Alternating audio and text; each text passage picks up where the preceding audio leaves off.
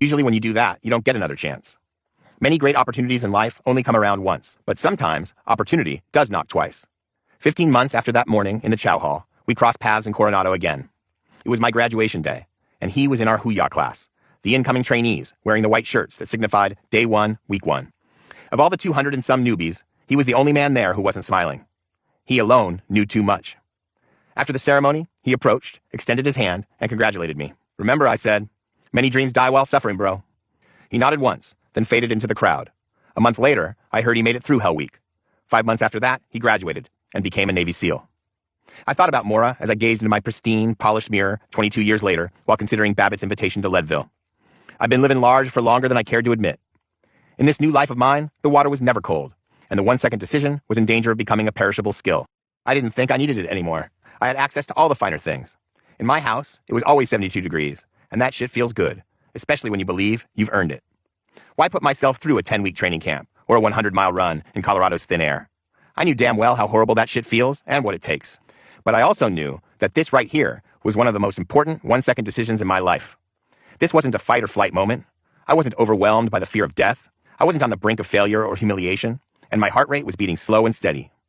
This was a mature version of the unconscious impulse to quit, the one you don't see coming until it greets you at the gate when you think you finally arrived. See, I don't have any respect for people who live this luxe life 24/7. If I said no to Babbitt, I wouldn't be quitting on him. I would be quitting on myself.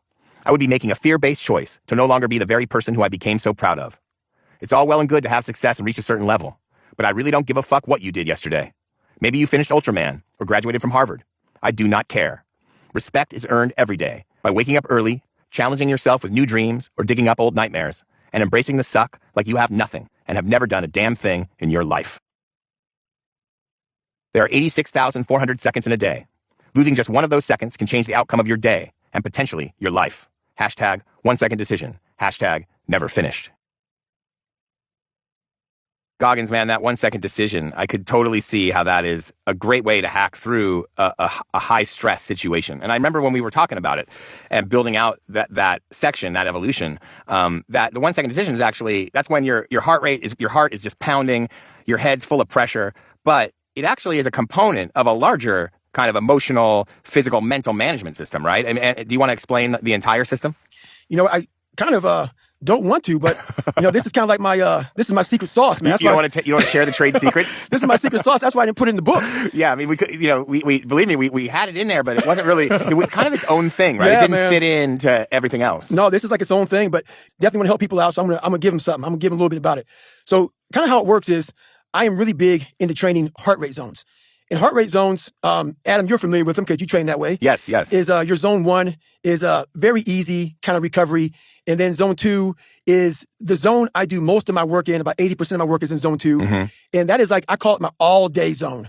And I stay in that zone for 80% of my workouts. And that's the kind of zone where you can be running and talking easily and kind of like you could live there. Right, you can live there for days. Then you got a zone 3, it's a little bit more intensity. And then zone 4 and 5, you're really putting out and you're going hard. Mm. So, you know me, man, I'm always trying to figure out different concepts for my mind to grow. So as I was running more and more and more, I started realizing the more fatigued I got, when I started pushing that zone 3 and zone 4 on the days I went harder, my mind also started getting more and more fatigued.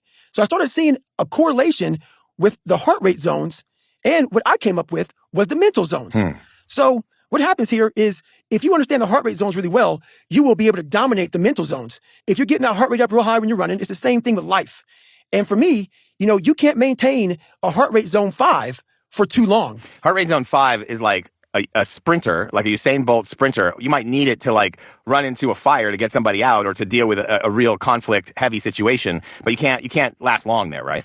No, I mean, you can't last long there at all. And people always ask me, man, how the hell don't you burn out? You put in these massive, massive weeks as far as running. I'll sometimes put in 125-mile weeks back to back to back. I don't run that hard. So some people go, well, you won't get fast if you don't run hard. That's not the case. There's 2 ways